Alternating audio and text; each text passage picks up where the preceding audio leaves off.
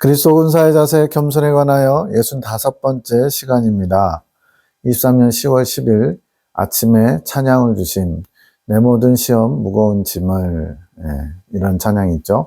이 찬양의 고백으로 마음을 준비하라고 하심. 누구누구의 몸이 만신창이가 되어 있음. 이것은 이제 실제 육체를 말하는 게 아니라 영체가 만신창이다. 지금 정상이 아니죠. 아침에 꿈을 주시는데 연합으로 예배를 드려야 해서 어느 장소로 이동하는 중에 일행과 떨어져서 내가 걸어가는데 걷기 힘들 정도로 몸이 안 좋음. 관절 상태가 안 좋은지 뼈가 약한지 억지로 걷는데 몸이 부러질 것 같다는 생각이 듦. 그런데 이 꿈에 내가 앞에 나온 영체, 몸이 만신창이가 된 사람이라는 것을 알려주심. 그분을 중재 기도를 시키시려고 지금 꿈으로 그 사람의 영적인 상태를 지금 알려주시는 거예요. 완전히 만신창이처럼 걷기도 힘들 정도로 상태가 안 좋다는 거죠. 1시 59분에 대접받기를 이런 소리가 영감으로 알아지고 14시 1분에 낮은 자의 자세를 잃어버림. 2분에는 주님은 낮은 자, 겸손한 자를 찾아오신. 3시 57분에는 대접받기, 즉 인정받는 것을 좋아하지 말라. 대접받는 거, 인정받는 거, 존중받기 원하는 거, 사람은 기본 욕구죠. 명예욕인데 이것이 충족되지 않으면 우리는 마음이 불편해지고 또 다른 사람을 또 비방하고 모함하고 깎아내리고 그렇게 해서라도 자신을 높이려고 하는 아주 나쁜 그런 모습들이 있죠. 근데 대접받는 것, 인정받는 것을 좋아하지 말래요. 왜냐하면 주님께 대접받기 원하면 사람들에게 대접받고 존중받는 거에 길들여지지 말라는 거죠. 이것이 곧 높아진 마음이고 낮은 자의 자세를 잃어버린 것. 이것으로 인해 뼈를 깎는 고통을 스스로 취하게 된 것. 주님은 낮은 자를, 겸손한 자를 찾아오심. 앞에서 나오신 땡땡땡 이분과 연관된 부분도 있는 것 같아요. 겸손하지 못해서 영체가 만신창이인 상태. 23년 10월 20일 4시 58분 땡땡땡에게 외식하는 자라고 하심. 이렇게 땡땡땡으로 처리하는 거는 어쨌든 민감한 부분이기 때문에 가급적이면 이름을 감추는 겁니다. 하늘군대의 사랑의 사도들, 예레미야 기도원 분들은 이제 드러내서 이제 부끄러운 부분일지라도 다른 분들에게 영적 유익을 주고자 드러내는 것이고요. 그렇지 않은 분들은 가급적이면 이니셜이나 이렇게 땡땡땡으로 처리합니다. 외식하는 자라고 하심. 주님의 양식을 구하지 않고 나의 사상에서 오는 양식을 먹고 나누는 자. 여기서 주님의 양식, 주님께로부터 온 양식이 아니라 영의 양식이죠. 그것이 아니라 나의 사상으로부터 스스로가 만들어낸 양식, 자기 사상에 배부른 사람, 주님께서 그런 사람들을 뜯어고치시려고 작업하시는 거거든요. 그렇기 때문에 뭔가 있어 보이지만 실제적으로는 영적으로 허기진 사람일 수밖에 없죠. 주의 종은 특권을 받은 자들. 자, 여기서 주의 종 하는 거 보니까 이 땡땡땡이 주의 종인가 봐요. 그런데 어떤 특권을 받았냐면 주의 종으로 부름받았다는 것은 이미 부름받을 때 주의 종으로서 사용할 권세를 입혀주셨대요. 주의 종의 권세. 그러다 보니까 이제 주의 종들이 높아져가지고 주의 종을 뭘로 보고 이러면서 대접받고 큰소리치고 이런 것들이 있어서 참 안타까운데 주의 종이 하나님이 어떤 특별한 권세를 처음부터 주신대요. 사용할 권한을 주셨다는 것. 이 권세는 성령의 권능을 사용할 약속을 부여받은 것인데 이게 성령의 권능을 사용할 수 있는 열쇠와 같은 것이란 거죠. 기름 부어 주실 때, 즉 목사 안수 받을 때 기름 붓는다고 그러는데 이 목사 안수를 받을 때 이 권세가 함께 동반되는 것. 그러니까 평신도하고 확실히 주의 종들 주님께서 특권을 주신 건 맞죠. 근데 문제는 이 주신 특권에 합당치 못하면 오히려 더 해가 될 수 있다는 게 문제죠. 주의 종이라면 누구에게나 믿음과 같이 주시는 것. 믿음도 선물이잖아요. 성령께서 출애굽하면서 임재를 허락하신 것처럼 믿음은 반드시 성령님하고 연관된 게 믿음인데 이렇게 출애굽하면서 믿음을 갖는 것처럼 성령을 주시는 것처럼 이런 특권을 당연한 것처럼 자동으로 주시는 거래요. 그래서 성령의 권능의 열매를 주님께 맺어드릴 수 있는 기본이 된 거죠. 그 열매를 주님께서 수확하고자 하신다. 이제 여기서 문제예요. 분명히 성령의 권능을 사용할 수 있도록 허락하셨는데 그걸 제대로 사용하지 못하면 이제 거기에 대한 책임을 물으시겠죠. 주님께 부름받을 때 결산이 이루어진다. 즉 주님께서 주신 권능을 주님 뜻대로 잘 사용했느냐 못했느냐. 그래서 청지기 비유가 나오는 겁니다. 불의한 청지기에 대해서도 나오고 선한 청지기에 대해서도 나오고, 불의한 청지기는 주님의 것을 자기 것처럼 막 허비해버린 사람이 불의한 청지기죠. 그리고 선한 청지기는 때를 따라 그 가족에게, 주의 가족에게 양식을 나눠주는 자로서 잘 양식을 나눠주면 선한 청지기라고 주님께 인정받는 거죠. 이것을 주님께서 결산하시는 때가 온다는 거예요. 마지막 때. 그때 판가름하시는 것. 선한 목자, 즉 청지기와 사꾼 목자, 외식하는 자. 사꾼 목자의 다른 별칭으로 외식하는 자. 이건 뭐냐면 목자인 척 하는 거예요. 목자가 아닌데 목자인 척 하는 게 외식하는 자예요. 왜냐하면 목사가 되었어도 주의 종임이라고 하면서도 주님께 쓰임받는 종이 아니라 자기를 위해서 사는 종. 주님의 종이라고 할 수가 없죠. 가짜죠. 그래서 외식하는 자를 사꾼 목자라고 하는 겁니다. 이렇게 선한 목자냐 사꾼 목자냐를 심판을 받게 돼 있다는 거예요. 성령의 권능을 주셨는데 자기를 위해서 쓰는 외식하는 자 사꾼 목자가 있고요. 주님의 뜻대로 때를 따라 양식을 나눠줄 수 있는 선한 목자, 선한 청지기는 또 상을 받겠지요. 행한 대로 갚아주시는 것. 이것은 영적 성장과 관계없이 이루어짐. 그래서 특권이라 하시는 것. 즉 영적으로 높이 성장하면 선한 목자고 높이 성장하지 못하면 사꾼 목자. 물론 이제 영적 성장 과정에서는 주님께서 참 종이라고 불러주시는 단계가 있는데 바로 아론의 쌍난 지팡이 이후에부터는 주님이 참 종이라고 부르시는 거예요. 그때부터 이제 선한 목자의 기본을 갖춘 것이고 청지기라고 볼 수 있는데, 그런 영적 성장을 통해서 말하는 그 초점을 가진 것이 아니라 여기서는 지금 성령의 권능을 처음부터 받는 것, 영적 성장이 이루어지지 않았어도 성령의 권능을 사용할 수 있는 권한을 주님이 부여하신 것을 초점으로 하고 있습니다. 이 특권으로 인해 주의 종들에게는 주님과 하나 되는 지름길을 허락해 주시는 것. 성령의 권능을 사용한다는 건 뭐야? 성령님의 능력을 사용하는 거니까 성령님의 인도하심, 성령의 이끄심에 민감할 수밖에 없고 잘 인도받을 수 있는 기본 바탕이 돼 있는 거죠. 근데 그것을 잘 못 받으면 오히려 더 많은 해를 받겠지요. 그래서 지름길을 허락해 주셨으면 그 지름길을 잘 가야 되는데 못 가면 어떻게 돼요? 그 값을 치러야 되겠죠. 그래서 특혜를 받은 자들인 만큼 잘 감당하지 못하면 책망이 큼. 이 권능은 영적 지혜가 되는 것. 그래서 그 아론의 쌍난 지팡이 때 참 종이라고 하고 성령의 권능을 받은 자고, 또 다른 편으로 큰 지혜를 받은 자가 되는 거예요. 이게 영적 지혜인데, 지혜는 뭐냐? 주님의 마음을 아는 것인데, 주님의 마음을 알기 위해서 성령님의 이끄심을 받아야 된다는 거예요. 이 지혜를 잘하게 하는 것이 그들의 사명, 본인뿐만 아니라 또 성도들에게도 주님의 마음을 알게끔 주님의 어떤 분인지를 잘 전달하는, 주님을 소개하는. 사실 목회자가 뭐 하는 거겠어요? 주님의 뜻을, 주님의 마음을 알아서 성도들을 주님께로 잘 인도하는 것이 목자들의 사명이죠. 자기한테 나오게끔 하는 게 목자의 사명이 아니라 예수님께 나아갈 수 있도록 이끌어주는 것이 목사의 사명입니다. 기도와 말씀 속에서 온 마음을 다해 주님의 뜻을 구하고 찾아야 된, 주님의 마음을 알고 주님의 뜻을 구하고, 이런 것이 목회자의 아주 중요한 본분인데, 그것이 성도에게 줄 만나를 구하고 받아서 공급해 주는 것. 날마다 주님의 양식, 주님의 말씀을 받아가지고 성도들에게 공급하는 것이 주님께서 주신 사명이라는 거예요. 이것이 주님께서 원하시는 종의 자세, 주님께서 원하시는 종의 자세. 주님께 나와 구하고 얻어서 가야 하는 것. 여기서 목사의 가장 중요한 게 뭐냐? 바로 날마다 주님으로부터 살아있는 양식을 받아서 공급해주는 역할. 그래서 말씀을 잘 전하는 게 중요합니다. 똑똑하게 전하는 거, 성경을 박학다식하게 역사를 따져가면서 전하는 거, 이런 걸 말하는 게 아니에요.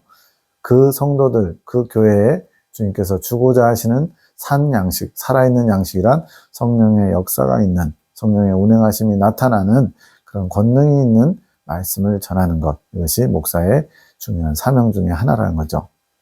주님께 나와 구하고 얻어서 가야 하는 것. 이게 종의 자세죠.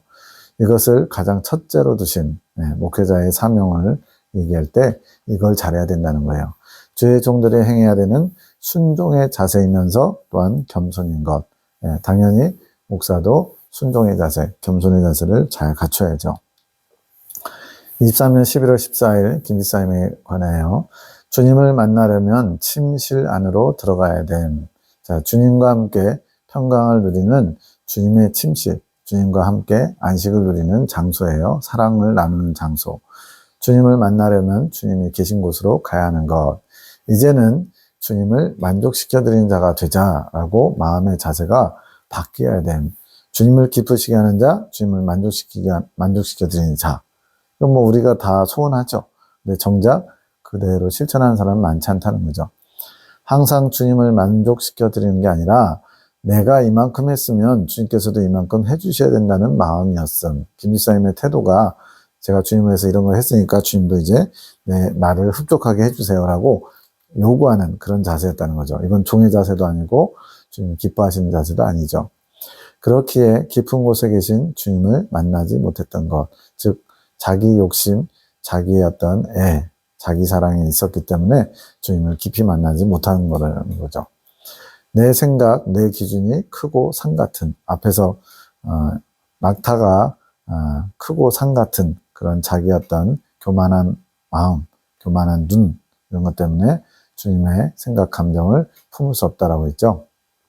그것이 주님 보시기에 교만한 것이라고 했어요. 이게 지금 연결되는 겁니다.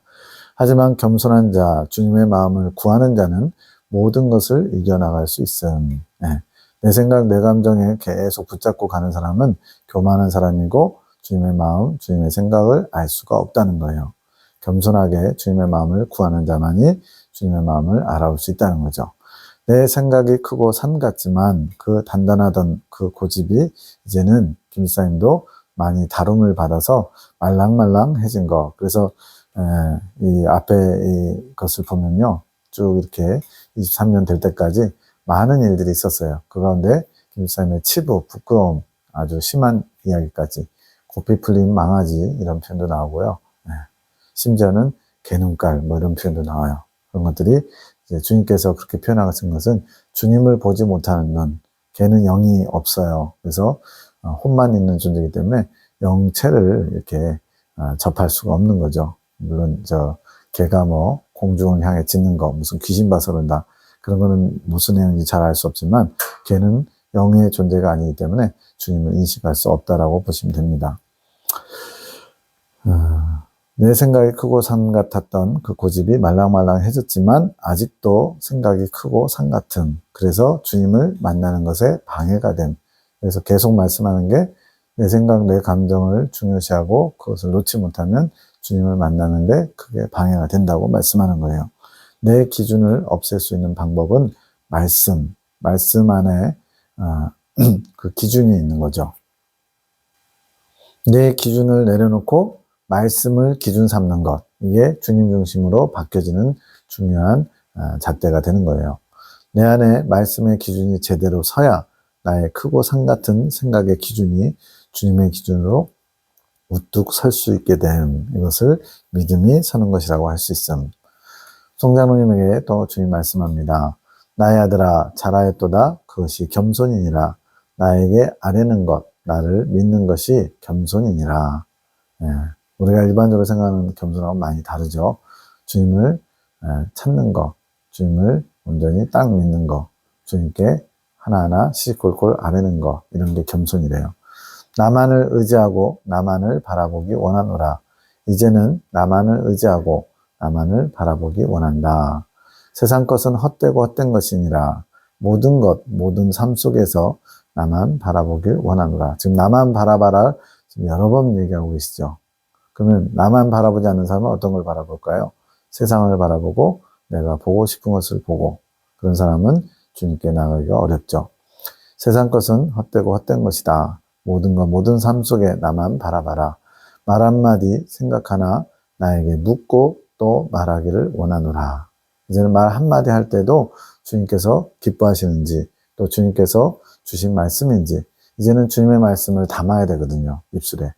내가 하는 말이 주님이 하시는 말씀이 되어야만 축복의 아비로서 쓰임받을 수 있기 때문에 이것을 강조하는 겁니다.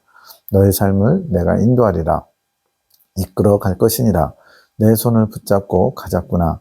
이제는 내가 너를 강하게 이끌어 갈 것이니라. 아비된 입장, 축복의 아비로 세우셨어요. 모범이 되고 덕이 되기를 원하노라. 앞으로는 나만 생각하고 나만 의지하고 나만 사랑하기 원하노라. 주님은 뭐 이렇게 욕심쟁이세요. 당연히 우리를 다 취하실 권한, 자격, 권리를 가지신 분이 주님이죠. 왜요? 우리를 위해서 당신의 전부를 내어주셨으니까. 그래서 우리도 주님만 사랑하고 주님만 바라보고 주님만으로 만족해 합니다. 내가 너를 심히도 사랑한단다. 23년 11월 16일 주님께서 교단에 새로운 길을 열어주셨음. 이제 주님께서 11월 16일이죠. 이때부터 한 몇 개월 동안에 교단에 좀 지진이 일어나는 여러 가지 일들을 하셨어요. 그래서 그 중에 이제 또 주님의 뜻을 받는 사람들이 나타나게 되고 그렇게 하면서 아주 소수였지만 주님께서 이 길을 이제 교단에도 알려주기 원하신 거예요. 어떤 길일까요? 주님께 나아가는, 믿음으로 나아가는 행복하고 쉬운 길을 알려주기 원하셨어요. 이때까지는 교단에 길이 열리지 않았음. 주님께 나아가는 길. 그래서 환경을 통해서만 주님을 만나고 깨닫고 경험했음. 이게 왜 이런 한계가 지어졌냐면 성경의 핵심 진리가 공선생님의 아주 특별한 말 그대로 고등학교 때부터 이제 돌아가시기까지 40년 넘게 이렇게 병상의 증거자로서 하나님이 누워서 이렇게 환자로서 이렇게 사람들을 섬기면서 그 길을 이끌어 오셨어요. 그러다 보니까 일반적으로 사지 멀쩡해서 돌아다니는 활동하는 사람하고는 좀 다른 특별한 길로 인도하셨죠. 그런데 이제 가르침이 그분을 통해서 인내하며 절제하며 그렇게 주님의 뜻에 철저하게 자기를 부인하면서 쳐서 복종시키는 그런 것을 배우다 보니까 이제 환경, 연단받는 환경을 강조할 수밖에 없습니다. 물론 연단을 통해서 정결케 되는 절대 원리는 맞아요. 그런데 연단의 환경이 왜 필요하냐 이것을 곰곰이 생각해 보면 바로 우리가 주님의 뜻을 바로 알기 위해서 연단의 환경이 필요한 거죠. 잘못된 길을 가니까 하나님이 치셔서 바른 길로 갈 수 있도록 인도하시고 잘못된 선택을 하니까 바르게 선택하시기 위해서 어려움을 주시고 이러한 환경을 통해서 어려움을 겪고 나서야 주님을 만나고 깨닫고 경험할 수밖에 없는 어떻게 보면 맞는데 아쉬운 그런 부분이 있는 거예요. 이것 또한 중재자이신 공선생님이 떠나시면서 즉 2005년에 소천하시면서 점점 약해지게 된 것, 선지자가 없어진 거나 마찬가지죠. 하지만 이제는 하늘 군대를 통해 새로운 길을 여시는 일을 하시는 것. 새로운 길은 뭐냐? 믿음으로 누구나 성령의 이끄심을 받아 주님께 나아갈 수 있는 것, 생명에 이룰 수 있는 것, 이것을 말합니다. 환경이 아닌 성령의 이끌림을 받아, 즉 내 안에 계신 성령님께 민감해져서 성령의 이끄심에 무조건적으로 순종할 수 있다면 환경 자체가 필요 없어지는 거예요. 왜? 무조건 순종하는데 왜 환경이 필요할까요? 연단받아 거룩해지고 정결해지는 것은 그 연단을 통해서 바꾸시고자 하는 건데 그냥 즉각 순종, 무조건 순종하면 그 환경 자체를 여실 필요가 없는 거죠. 그렇게 주님께로 나아갈 수 있는 쉬운 길을 누구에게나 허락하시며 열어주신 것. 그렇다고 해서 환경이 어렵지 않다는 거 아닙니다. 어렵죠. 극심하게 어렵죠. 저 같은 경우도 교단에서 쫓겨나고 신학교 교수도 못하게 되고 총회 총무도 못하고 심지어는 목사직까지 면직당하는 상황까지 왔어요. 근데 지금 여기 나와 있는 내용들 보면 그들이 이단으로 정죄했지만 이단적인 내용이 어디에 있습니까? 그럼에도 그것을 받지 못하고 내가 지금까지 배운 것이 옳다, 고차가 된 사상 때문에 배척하면서 지금 현재 이렇게 평행선 가듯이 가고 있는 거죠. 하지만 겸손한 자만이 이 길을 발견하며 갈 수 있게 되는 것. 겸손한 자란 진정으로 주님을 원하는 자. 진정으로 주님을 원하는 자는 그 길을 발견하며 주님께로 빠르게 갈 수 있게 되는 것. 고속철도의 길이 열리게 된 것. 주님께 나아가는 방법은 다양합니다. 그런데 고속전철처럼 주님께서 특급으로 이끌어 가시는 방법도 있다는 거예요. 근데 다 똑같이 공선님처럼 극심한 연단의 환경을 통해서 이근열매 될 수 있다라고 그 고차가 된 사상을 버리지 못하기 때문에 이것을 배척하고 부인하고 아직까지 받아들이지 못하는 교단의 현실입니다. 23년 11월 27일 항상 겸손한 마음을 잃지 않아야 됨. 각자 때에 맞는 겸손함이 있음. 때에 맞는 겸손함이란 건 그때그때 성장 과정이나 상황 속에서 주님이 원하시는, 요구하시는 분량이 있다는 거예요. 주님이 원하시는 마음의 자세가 있다는 겁니다. 그 마음이 늘 내 안에 준비되기를 원해야 되는 것. 더 주님을 알기 원하는 자, 주님과 더 하나 되기 원하는 자는 주님께서 그 마음을 알게 하시며 그 마음의 자세, 지금 현재 갖춰야 될 겸손을 이룰 수 있게 이끌어 가실 것. 지금 주님을 알기 원하고 더 하나 되기 원하는 자, 계속 주님을 더 초점을 더 포커스를 맞춰가는 거예요. 그전에는 100에 20 정도, 30 정도 맞췄다면 이제는 100에 90, 100을 맞추는 거죠. 더 주님만 주목하고 집중하고 주님만으로 소리 삼는 거죠. 이러면 주님과 하나됨이 어찌 불가능하겠습니까? 주님 외의 모든 것을 다 포기하고 내려놓게 되는데요. 이것이 날마다 성령의 이끌림을 받아가는 자의 모습이고 이런 자가 겸손하신 주님과 속히 하나 될 수 있는 자, 이게 고속전철의 길이라는 거죠. 나는 온유하고 겸손하다고 하신 주님과 속히 하나 될 수 있는 것.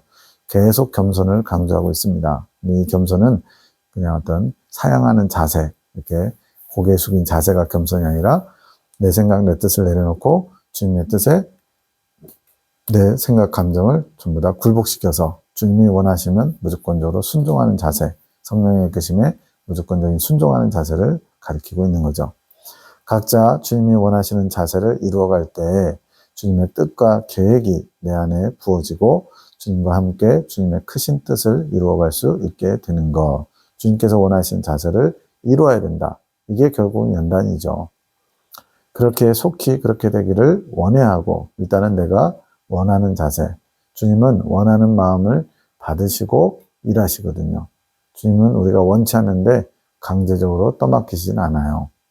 그 마음이 있는 자, 새로움을 원하는 자는 주님께서 이끌어 가시며 새로움을 갖출 수 있게 이끌어 가시는 것, 즉 새 마음을 주시는 거예요. 그래서 새 술은 새 부대, 새 술은 이제 새로우신 성령님, 새 부대는 이제 내 마음이 새로워지는 것인데 이 새 마음이 준비되려면 성령의 이끄심을 잘 받아야 나중에 이제 성령의 내주하심을 경험하는, 다시는 떠나시지 않는 성령의 내주를 경험하게 되는 이긴 자가 되는 것입니다. 때에 맞는 겸손이 있고 그것을 이루기 위해 힘써야 됨. 구하고 찾고 두드려야 된다. 이렇게 남의 집에 방문했는데 2번, 3번 두드렸더니 안 열린다. 그분은 그냥 말죠. 근데 주님은 깊숙한 곳에 계시는데 주님을 그렇게 만나려면 계속 끊임없이 구하고 찾고 두드리는 것이 과부의 강청처럼 정말 나의 억울함을 풀어달라고 밤낮 찾아가서 불의한 재판관을 결국엔 나서게 만드는 그러한 강청함이 필요하다는 거죠. 그리고 내 것이 될 때까지 다 소화될 때까지 품고 있어야 되는 것. 소화될 때까지 품고 있는다는 것은 인내가 필요합니다. 기다림이 필요합니다. 믿음이 필요합니다. 단번에 되었으면 좋겠는데 시간이 걸리는 거죠. 23년 12월 8일 조 목사님을 향해 목사님은 지금처럼 잘하고 계신 거예요. 주님께 더 묻고 뜻을 구하며 나오시면 되신 그것이 겸손이고 성도님들에게는 제가 더 기도해 보겠습니다라고 하시는 것이 최고의 지혜이며 이것 또한 주님께서 원하시는 겸손의 자세. 이제 뭐 교수도 하고 또 목회도 이제 20년, 30년 했으니까 사람들에게 뭔가 얘기할 때 자신 있게 이렇게 뭔가 주님의 뜻은 이겁니다라고 얘기할 수 있잖아요. 그런데 이제 모든 것에 주님의 뜻을 물으며 그때그때 주님이 주시는 그 마음을 알기 위해서 모든 순간에 겸손히 물으면서 더 기도해 보는 거죠. 그렇게 하면서 성도님들을 이끌어 가시면 된다는 거예요. 23년 12월 20일 새벽 5시 37분 주님 앞에 세움받는다는 것은 믿음이 없는 자에서 믿음이 있는 자로 세워진다는 것. 주님 앞에 세움받는다, 주님의 일꾼이 된다, 참종이 된다. 성령의 이끄심을 따라 이제는 믿음 없는 자처럼 내가 주체가 돼서 내가 알아서 판단하고 결정하고 주님은 이걸 원하실 거야 이렇게 사는 것이 믿음 없는 자였어요. 근데 이제는 성령님의 이끄심을 따라 주님의 마음을 알아서 주님의 뜻을 받들어서 온전히 주님의 뜻을 전달하는 통로로 축복의 도구로 쓰임받는 것이 믿음이 있는 자가 되는 거예요. 믿음이 있는 사람은 곧 이긴 자를 가리킵니다. 주님 보시기에 온전한 믿음을 가진 자, 큰 믿음을 가진 자죠. 믿음의 훈련받기를 사모해야 됨. 믿음이 없는 나의 실체를 보게 하시고 알게 하시는 것. 믿음이 없는 나의 실체. 대부분 다 막 믿습니다 강하게 얘기하면 믿음이 되게 좋은 줄 착각을 해요. 기도 많이 하면 믿음 좋은 줄 착각을 해요. 믿음은 성령님과 밀접합니다. 즉 성령님의 민감한 사람, 성령님의 이끄심에 잘 따라가는 사람이 믿음이 좋은 사람이고 믿음이 있는 사람이라는 것을 우리는 놓치면 안 돼요. 5시 46분 새벽에 다 돌아온 탕자, 믿음의 유산을 다 탕진해버린 상태. 우리는 이제 영적 성장 과정에 믿음을 잃어버리기도 하죠. 그렇게 믿음 없는 자처럼 방황하다가 다시 돌아와야죠, 주님께로. 겸손의 마음은 믿음이 없음을 알게 해주신 주님께 감사하며 믿음을 구하는 것. 본인이 믿음이 없다는 것을 먼저 인식해야 돼요. 안 그러면 본인이 믿음 좋은 줄 착각해가지고 그냥 계속 자기중심적으로 밀고 나가면서도 믿음인 줄 알아요. 자기 생각이 이루어지는 게 믿음이 좋아서 믿음을 마치 믿음의 어떤 결과물을 본 것처럼 착각하기도 합니다. 믿음은 무조건 주님께서 하시는 거예요. 주님의 뜻을 성령께서 알려주시고 그 성령의 이끄심에 내가 순종하는 순간 주님이 일하셔서 믿음의 결과물이 나오는 건데 그거 상관없이 내가 저돌적으로 추진해서 뭔가를 이루고서 마치 믿음의 어떤 결과물인 것처럼 착각하는 사람들이 많다는 거죠. 성령께서 빛으로 조명해 주셔서 믿음 없는 것을 알게 하심. 빛으로 조명해 주시기 전에는 모름. 빛으로 조명받아야 내가 믿음이 없는 사람, 나에게는 아무런 능력도 없고 아무것도 아니라는 무와 같은 존재임을 알게 됩니다. 그래서 이 조명을 잘 받은 사람이 그 빛을 따라가면 되는 거죠. 뒤쪽에서 보는 옆모습을 보는데 누구의 모습이었대요. 땡땡땡. 근데 처형, 무슨 말이죠? 사형이에요, 사형. 예수님을 받아들이지 않음으로 주어지는 형벌. 예수님을 받아들이지 않는다. 이거는 불신자를 말하는 게 아닙니다. 예수님과 상관없이 사는 것은 사망과 같은 것, 죽은 자와 같은 것. 즉 믿음이 있다라고 착각하는 자, 또 예수님 믿으면 이제 구원이 확정됐다고 착각하는 자, 교회만 다니면 구원받았다고 다 끝난 줄 착각하는 자. 이게 다 뭐예요? 성령님의 이끄심을 받지 못하는, 예수님을 잘 받아들이지 못하는 사람들의 모습인데 이 사람들은 죽은 자처럼 살 수밖에 없어요. 교회를 다니지만 물론 나중에 결국은 천국에 가겠지만 주님 보시기에 현재의 삶이 이렇게 처형당한 것처럼 아무런 주님 앞에 산자의 모습을 보이지 않고 살아가는 사람들이 많다는 거죠. 진정한 겸손은 내 힘으로 아무것도 할 수 없는 존재라는 것을 아는 것이고, 나는 아무것도 할 수 없는 존재라는 거, 무익한 종이라는 걸 아는 게 겸손이라는 거죠. 이것을 알 때 나의 모든 것 되시는 주님께 이제는 구할 수 있죠. 나의 부족함을, 나의 없음을 아니까 이제는 가지고 계신 모든 것을 다 가지고 계신 주님께 구하면 되는 거예요. 그럼 주님이 주실 준비는 다 돼 있어요. 우리가 구하지 않아서 받지 못하는 것일 뿐. 우리는 나 자신을 바라보는 눈이 열려야 됨. 성령께서 임하시면 그것을 가장 먼저 알게 됨. 성령께서 일하시는 거, 성령이 운행하시는 사람, 성령에 이끌림 받는 사람의 특징이 뭐냐? 나 자신의 실태를 알게 되고 그래서 그것을 가지고 주님 앞에 나아가서 주님으로 체험을 받아야만 하는 사람이죠. 이것이 치유인 것. 그래서 이 예레미야 기도를 통해서 하나님이 하시는 일이 뭐냐? 바로 메고 푸는 일인데 먼저 치유가 돼야 돼요. 나의 실체를 알게 되고 나의 없음을 알게 되고 나의 연약함과 더러움을 알게 되고 그래서 주님께 나아가 이제 그런 악한 종 노릇을 하던 거에서 이제는 풀려지고 이제는 다시 주님께 메인 자, 주님의 이끌림을 받아서 주님으로 채워가는 자. 이것이 진정한 영적인 치유고 이 예레미야 기도를 통해서 우리에게 주신 주님의 사역의 내용입니다.